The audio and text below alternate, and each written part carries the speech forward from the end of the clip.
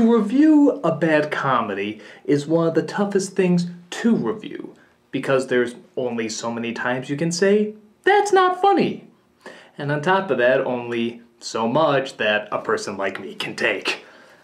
So, rather than look at this film as a comedy, I'm instead going to look at it as cinematic suicide. A film that wants to die and tries everything in its power to die. That way, when I shove it up Dana Carvey's anal passage, I will feel no guilt whatsoever. With that said, Master of Disguise.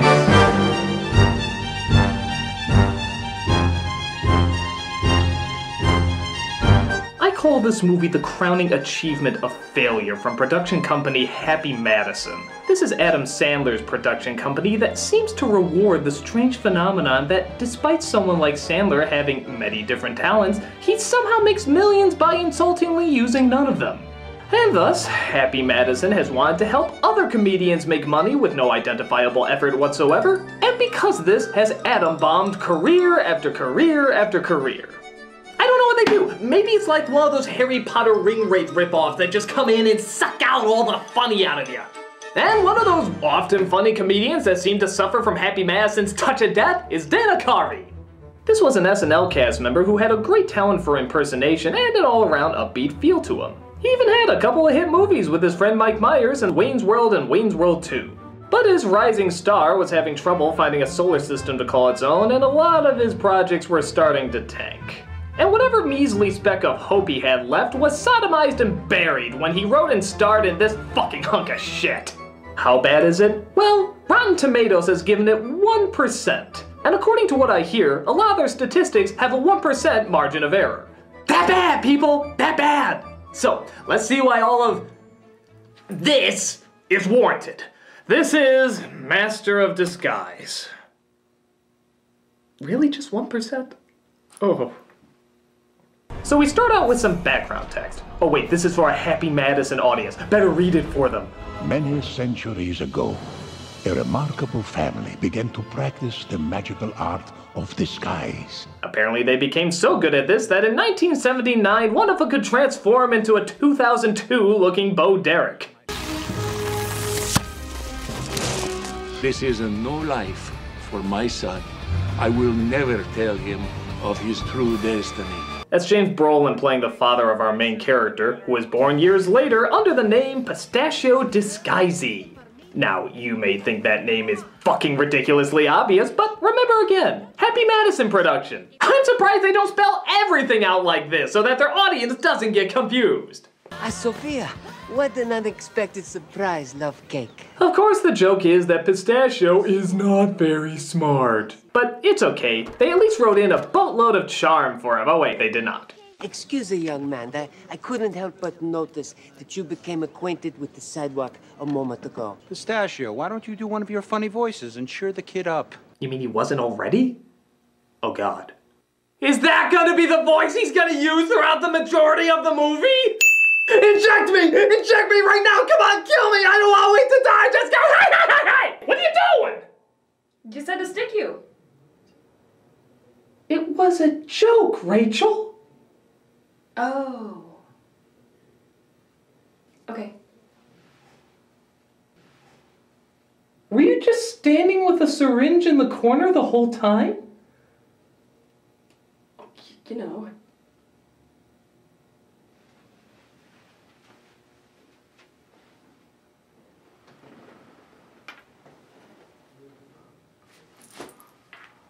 So he does one of his many voices for the kid. Why don't you get away from me, donkey? What you talk about get away from you? I'm making waffles. Well, to be fair, it wasn't that funny when Shrek did it either. Oh, I see you like my dog. Well, perhaps your papa will buy you a dog. I never had a dad. So what you might have figured out early on is that Dana Carvey seems to have the basics of comedy a little backwards. It's not funny voices and faces that makes a character, it's a character that makes funny voices and faces. And this one has little to no identity outside of an over-the-top accent. Even Mario will be shouting racist at him. Watch and learn, my friend. I got the father's meatballs, that is offensive. Maybe that's why he can't hold down a girlfriend for 2 minutes either. Look, pistachios, the silly voices, the making faces, it was fun for like 1 second. Oh my god, that's the movie. That's the movie right there! You summed it up in 1 sentence! How did you do that? Something else Carvey should have picked up is that character is based on investment, and it's hard to be invested in someone who clearly is not invested in anything going on around him. But instead, how silly he can make his performance. Take a look at this scene and tell me if Carvey, the incredibly fleshed out pistachio character, shows any signs of caring when he discovers his mother and father have been kidnapped. Ransacked. Everything different. What? Please, Heavenly Father, show me a sign. I promise I will never mock you again. My family is missing and I don't know what to do. I don't know what to do. I don't know what to do. Yeah, he just seems more occupied in smiling with his mouth open. I think the music is actually trying harder than he is. The cannoli is a better actor than him right now. I at least believe it's a cannoli. I don't know what to do. I don't know what to do. I don't know. Yes, go lie down. Being unfunny can take a lot out of you. So they make an exorcist joke because it existed. And he's visited by his grandfather, who says he can help him get his parents back by using the family talent of disguise. Unfortunately, they don't seem able to disguise him as a funny comedian. When you were on the roof, did you hear something that sounded like this? Yes, exactly that. Here's another big problem. I'm sorry, I hate to pick apart every little bit, but bad comedy has to be understood if it's not to be repeated.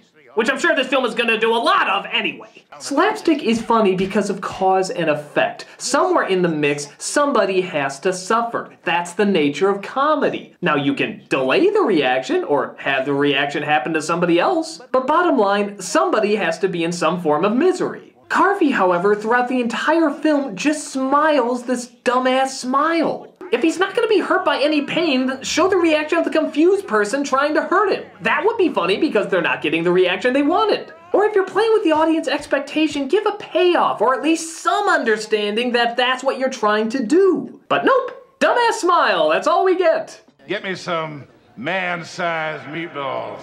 Meatballs. Meatballs. If my mouth open makes them laugh on Baby Geniuses, it must make them laugh here. Look, that face might entertain your 1-year-old for an hour and a half, but asshole, you are on SNL! You have to know more than this! I mean, it's like somebody chopping off my head with a sword and nobody ever having a reaction. Okay, is this gonna be like a thing with you? Seriously, every single time I make a joke, am I gonna have to look behind my back to make sure you're not gonna kill me? Well, you know. No, I don't know. You're sending very mixed signals right now. Well, I'll just go do the Rachel-y things I do.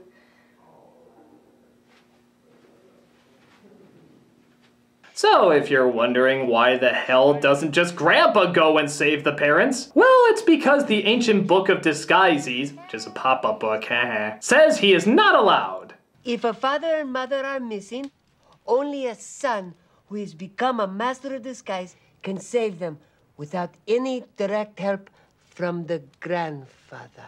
But of course, direct help doesn't include as much help as fucking humanly possible. What with him training his grandson, giving him all sorts of tools, and sharing everything he knows about disguising. But to be fair, he'll need all the help he can get as his father is being forced by Data, oh wait, this is evil Data, so lore, to use his disguises to steal priceless artifacts or else he'll kill his wife. Become a master of disguise once again and help me obtain the world's rarest treasures.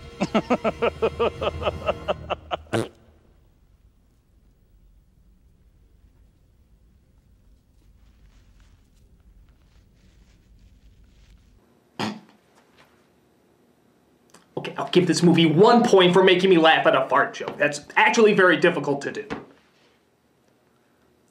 It was funny!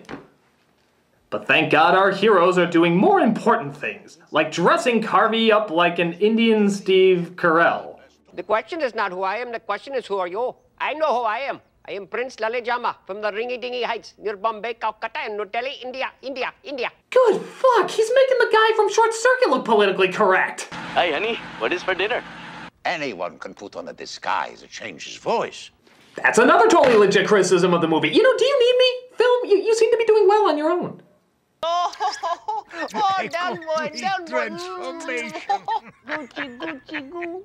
Yeah, you like the cheese. Go get the cheese, Buttercup. You know you love it. Oh.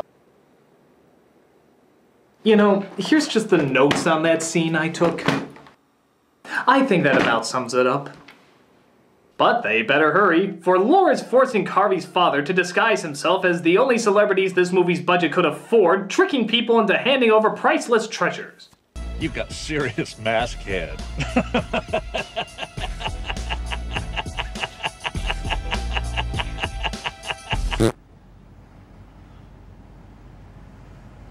Damn it, movie, you got me to laugh once. You got me to laugh once at a fart joke, a fucking fart joke. And then what do? You ruin it. You totally destroy it. You flew too close to the sun on wings of flatulence. Shame on you!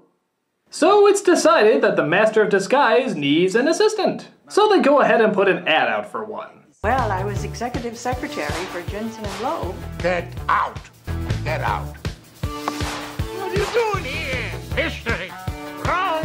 Take it away. And in answer to your question, I have no idea what's wrong with any of these applicants. Yeah, I really don't know. He just tosses them all out because they think a tracking shot is funny? Idiot, get out. Get out. Maybe like the rest of the film, it assumes it can supply a decent comedy by supplying no decent comedy. 50 applicants, 50 losers. But the kid he comes across earlier turns out to have a steaming hot mother, of course, who also happens to be showing up to apply for the job. Measurements. What for? It's for a uniform. 35, 24, 34? You said 34? A little bottom. All right. Mouth open is still funny. So she seems smart, intelligent, and quick on her feet. She might be the perfect candidate, except for one problem. Her butt is too small. No, really. That's what they consider a problem in this movie. Me like it. But this cat's got no mama caboose. Un po' magre di culo, eh? Ti dispiace? Yeah.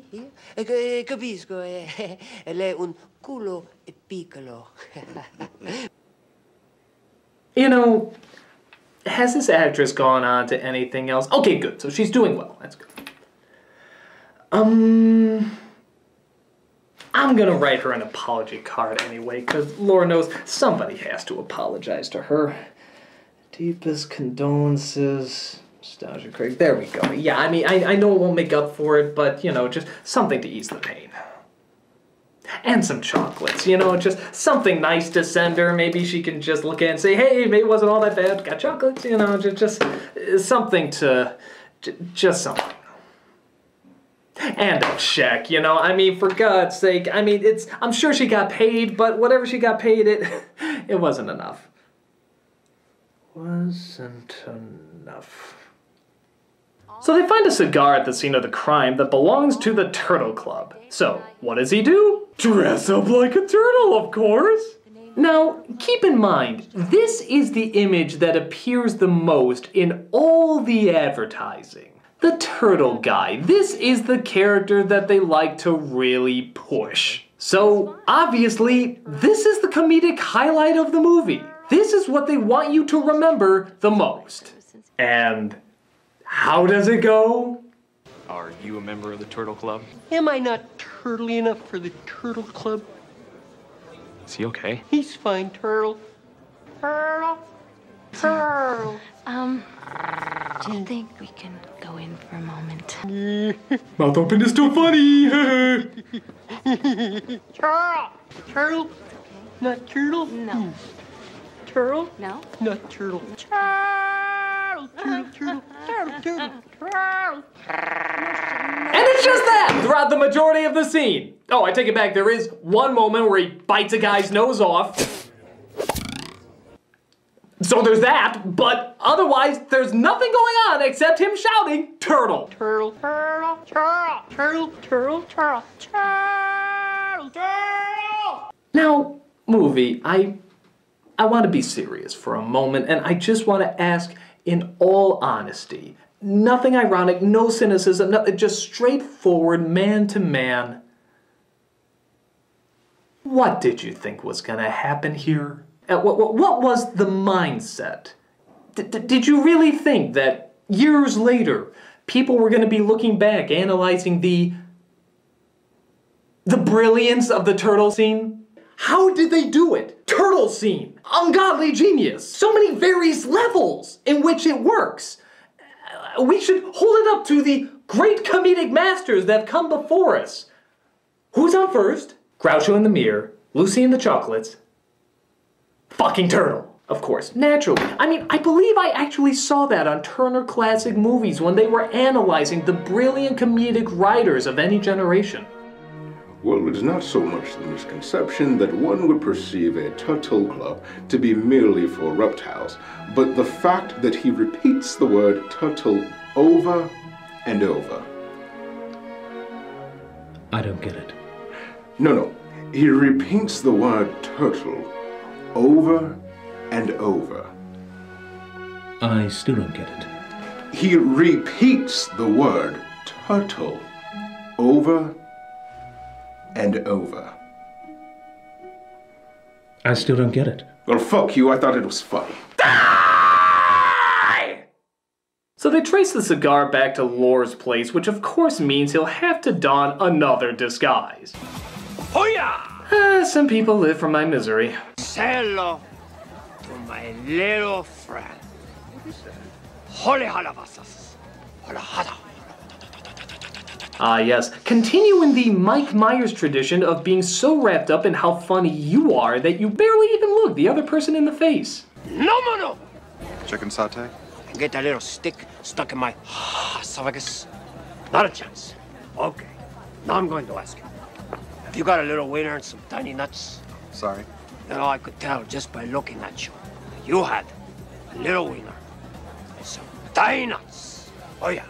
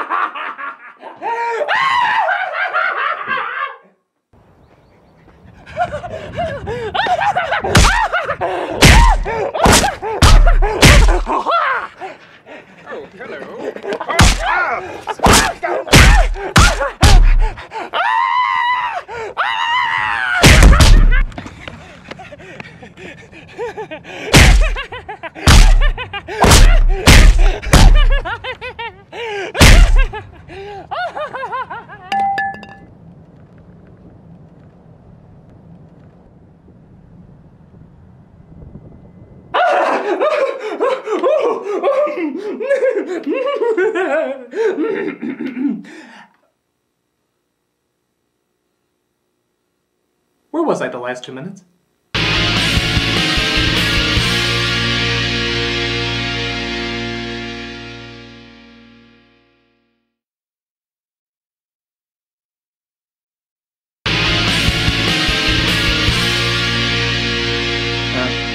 Yeah. No, I understand. Alright, bye.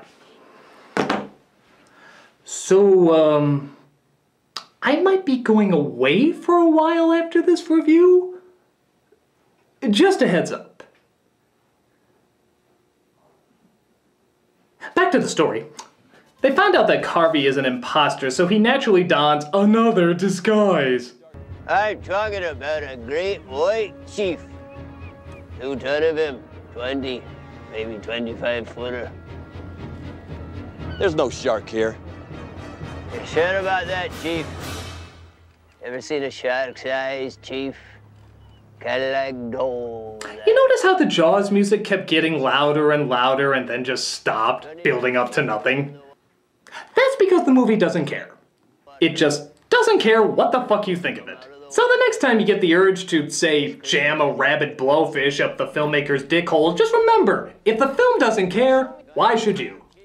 I ran away from the big blue hen, she said. But wait, you want more annoying impressions without any rhyme or reason? Don't worry, there's literally one 2 minutes away. Because apparently the guards never realized that if an obvious suspicious person is around, something fucking obvious and suspicious is probably going on. Back taxes for my time as an exchange student at the University of Heidelstrudel. But what? 2 minutes is too long a time to go without another one of these irresistible characters? Well, how about 30 seconds? Yeah, literally. 30 seconds later, he's another character. The real ding-dong ding-a-ding-a-ding-wad. Hut 1, hut 2, I need a Charleston chew. Get it, got it, doubt it. Oh, I did receive a letter. She received a letter. Get it, got it, doubt it.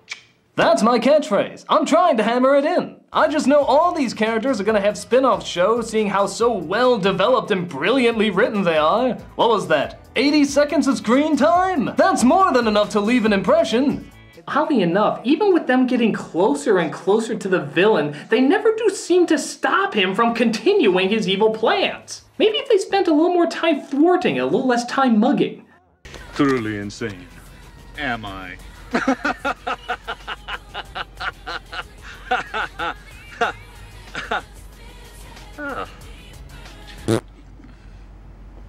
my god, it was actually funny again. I'm not even joking, that joke actually became funny again this time around. It's like for all the terrible humor going on in this movie, there's a fascinating journey of this one joke and like the peaks and valleys it's taking and the evolution. It's actually kind of fascinating. Fart joke, how do you do it? It is all part of the journey. I simply go wherever the golden path may take me. Well, I certainly look forward to what you discover next, Fart Joke. Peace be the humor. Cool runnings to you too, Fart Joke.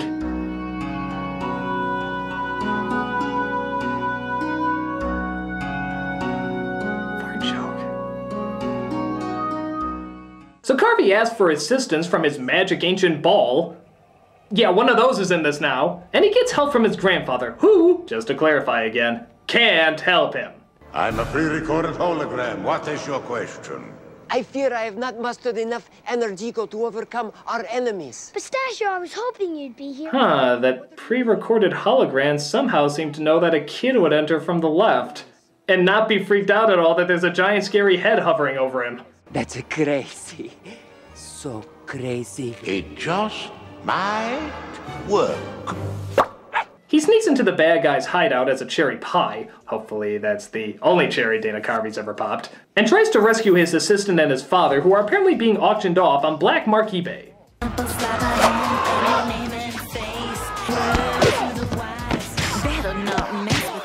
Wait, ninjas! Really? Fucking really? He does the exact same move 3 times and that scares all the ninjas away? One move? One fucking move! I mean, it's like me using one move to fight off RoboCop in an Iron Man mask with a mariachi hat, carrying a bow and arrow, with duck shoes. What is going on? No, seriously, what is going on? What is all this? It's my birthday. Oh. Well, get out of here! But Lore has another evil plan. He's glued a mask of himself onto Carvey's father and has hypnotized him into thinking he's really the villain. I was going to throw him off a cliff. Instead, I think I'll have him kill you.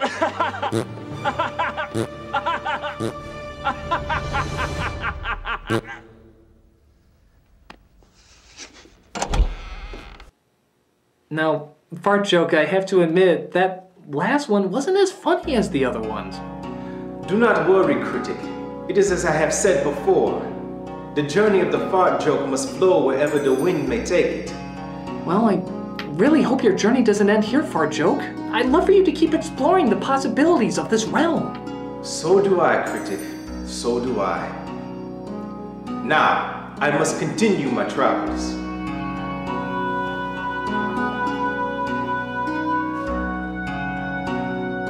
Godspeed, fart joke. Godspeed. But of course, Carvey convinces his father that he's not Lore, and he shakes his mask off. That's a thing now. But the fact remains that the villain still got away. So, through the means of no explanation because we just wanted to get to the end credits, they discover where Lore is and trick him by having Dana Carvey do the only thing he was ever good at to begin with. Imitating Bush. A different Bush this time, but don't worry, the annoyance still comes through. Would you mind if we had a picture together? I'll take your time. Now I'm ready. Is it me or is Brent Spiner trying to transform into Screech by the end of this movie? It's you! Zoinks! Hoya! He knocks him out by lightly tapping the side of his head, and he falls into the pool. Is he dead? Hey, Bowman, he make this stinky. Who's your daddy? Fart joke. Fart joke, that last one was terrible. I know, Critic, I know. But clearly my journey is over, as my smelly time in this world has come to an end. Fart joke, no! We've had such an incredible journey together! You've totally changed my outlook on what bowel humor is capable of! Critic, wise man once said, when the story is over, close the book.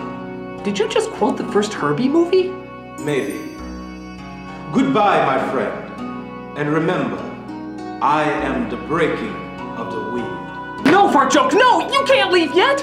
There's so much more you can teach me! Fart joke! Fart joke!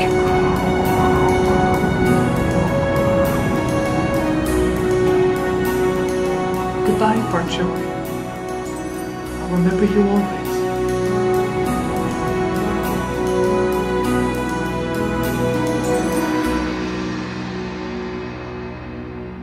God damn it, movie! You killed the fart joke! And just when you think they couldn't possibly kill anything else, the movie decides it also wants to kill our time. Yeah, just when you think it's time to go home, it turns out the movie is only an hour and 12 minutes long. God, it feels such an eternity longer, but nevertheless, that's the running time. So, they literally fill up 8 minutes of credits with bloopers, alternate takes, deleted scenes. They're pretty much forcing you to watch all the special features on the DVD because they know for a fact you'll never be interested enough in seeing them.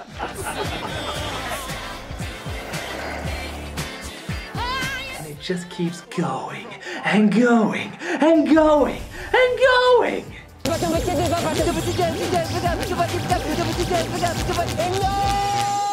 God, Jesus, just end! Love is thicker than your behinds. Look what just end! How about this? This is the world's first giant yo-yo. Here we go. I did not mean it, Sappy Dummy. All right, there we go. What you people still doing here? You tell me, asshole. You're the one keeping us hostage. You just saw the movie, okay? I'm trying to talk. All right? Goodbye. All right, so anyway. There we go. Goodbye. Goodbye. Okay, is that it? Is that really it? Are we truly done now? No more dog.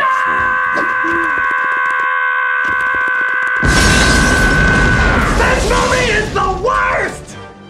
It's amazing how unfunny it is, and what they confuse for comedy. If you gave your toddlers a camera and told them to film something funny, I bet you $1,000,000 they will come up with something funnier than this. It's one of the worst comedies of all time, and for good fucking reason. Even if it did have that one joke that worked, even the movie found a way to kill it dead in its tracks. Because that's what the movie does. It kills comedy. And all I can say is, I'm gonna miss you, fart joke. I'm gonna miss you. I'm the nostalgia critic, and you killed my fucking fart joke! You will remember my birthday.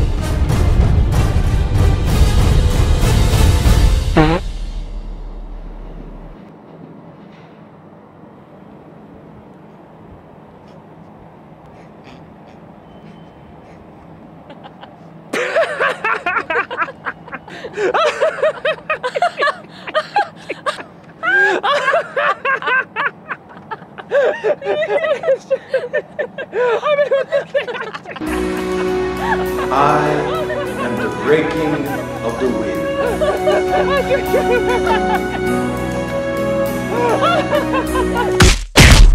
You're fired. And happy birthday.